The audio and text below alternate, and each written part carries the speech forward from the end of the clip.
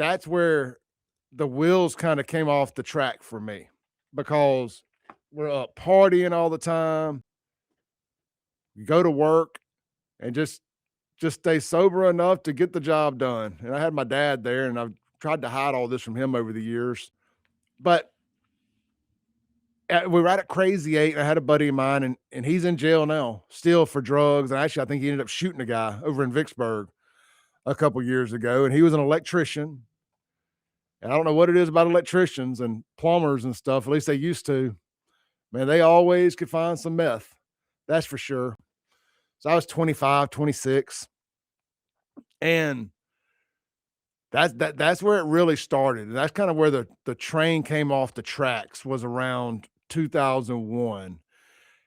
And then I ended up getting them back on. We opened Crazy Eight up in 2001. It was around 2003, after running it for a couple years, where the train came off the track, because it was right before we moved to downtown to 105, the old catwalk building there, to 2010. And I'm not going to get into just imagine all the bad things that people do when they're on drugs and alcohol all the time and partying all the time. The sex, the parties, the drug. I mean, just all that. I watched that movie, The Dirt, with Motley Crue, and I'm like, did all that. Did all that, just in a different way. I remember sitting inside the club with a bunch of girls. They're all nude. We're all doing drugs, and we're upstairs on the corner of Capitol and Farish, and the building's wrapped with windows, and the building across the street is the federal building.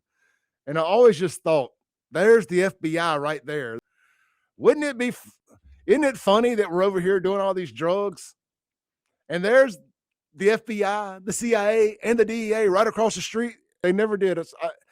I remember there was a point where I almost wanted to get caught so I could get sober, but I never did.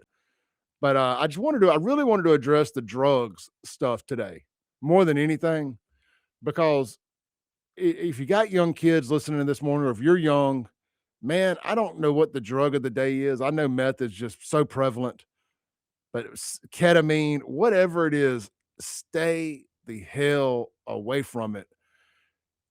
I can't emphasize that enough. I mean, Trump just made fentanyl a weapon of mass destruction. And I got out of doing all my stuff before this fentanyl stuff came about, because I would 100% be dead based on the suckers I was getting drugs from and doing all that